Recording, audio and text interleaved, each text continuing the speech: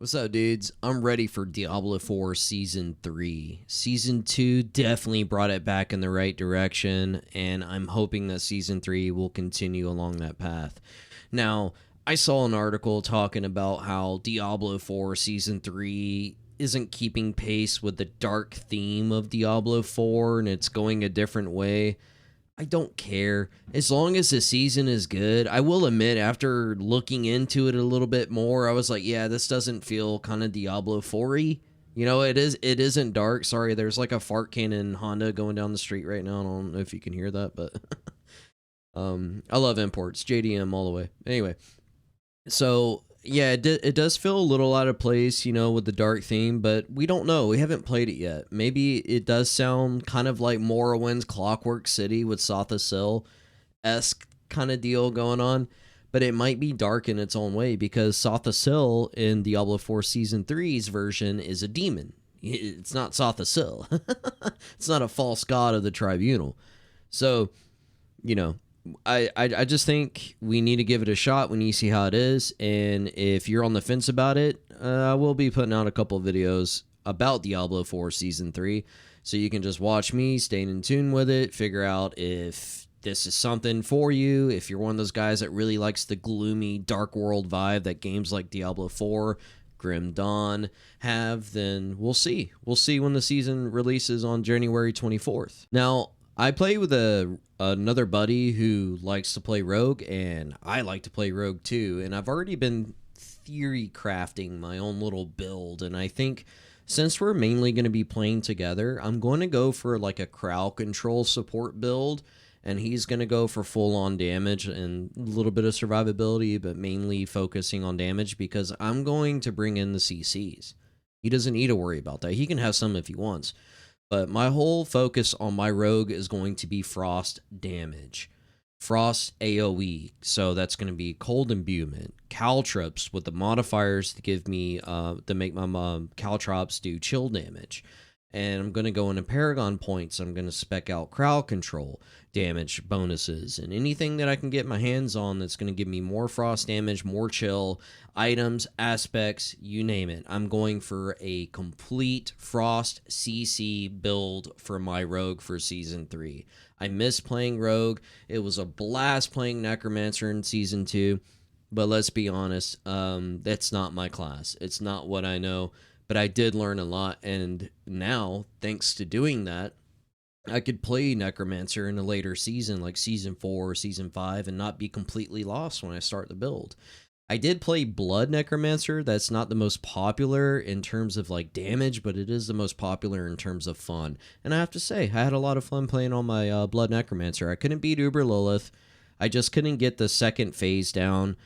No matter how hard I tried, I just couldn't dodge the waves. I dodged it once, and then I would die on the next set of waves. I just couldn't get past the waves. If it wasn't for that, I would have beaten Uber Lilith, but hey, I didn't get past the waves, so I didn't beat Uber Lilith. I did a tier Nightmare 100 dungeon with my friend, the Rogue, and because you're playing with another character, the enemy's levels are like scaled up, or their health is scaled up. So it took a lot longer to kill than normally. I'm pretty confident that I could do tier Nightmare 100 dungeons on my Bloodmancer in Season 2, but I don't know. I might put out a video of me doing that real quick, you know, just to have for my memory and to show that I could, because now I'm making that claim right now in this video. But anyway, this is about Season 3, and I'm excited to do it. I like the vault idea. I'm really tired of going to Nightmare dungeons. They just feel kind of stupid to me. If I could just go to a place, achieve the season event, and also gain glyph rewards, because you would be able to, not glyph rewards, but level up your glyphs. You will get glyph experience from doing the vaults, which is cool.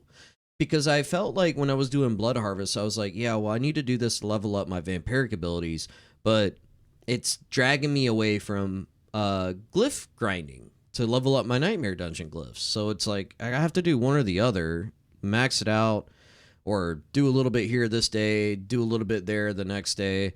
You know, the vault idea is perfect because it's taking the seasonal event, Nightmare dungeon glyph grinding, and putting it together. So this sounds really cool to be able to do both of those things and knock out two birds with one stone, I guess is what I'm trying to say. The construct, the little minion that you get that's gonna power up your moves and stuff like that. I don't know how that's gonna play into my Frost Rogue build. This isn't gonna be a thing where I'm like, I'm gonna look up an Icy Veins build for like I did on my Necromancer, like right around level 70 or so. Somewhere around there. Yeah, around level 70 when I hit World Tier 3, or 4, sorry. I looked up a build on Icy Veins to kind of help my blood build that I was doing. This is not going to be that. I know the rogue class. I know it in and out. I'm already theory crafting as we speak. I got my calculator out, baby. Yeah. You know it's hardcore when a nerd says he's got his calculator out. But anyway, I'm going to figure it out. And by calculator, I mean I just looked on something for 5 minutes and put a build together, so... I'm not hardcore, man.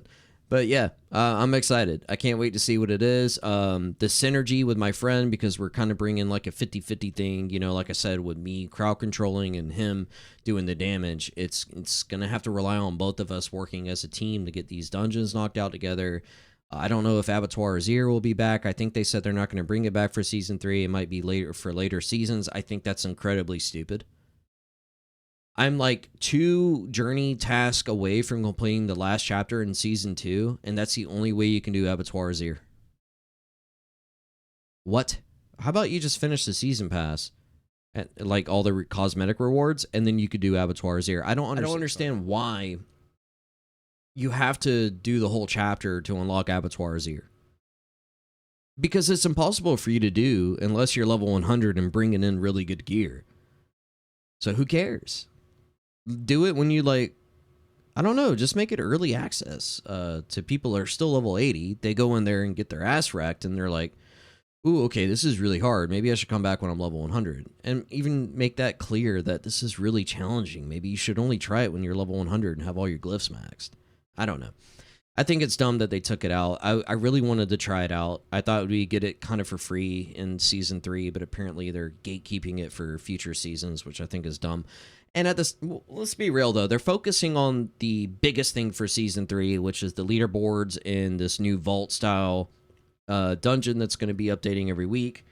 You run it, it's going to be really challenging. The top 1,000 players on the leaderboard get immortalized up on this Hall of Fame type deal, and the top 10 players are going to be right there full blast. You're going to get like unique rewards to show that you were one of the best of the best, which is called a seal, and you're going to have that seal for your character to show off that you were in the top 10 players of that week. Or I don't know if it's for the top 1,000. If you're in the top 1,000, you do get on the leaderboard, but I think it's the top 10 you get a seal. I could be wrong on that, but it's pretty cool because it showed like, no, I was on top 10. You like show your seal. It's like, there it is.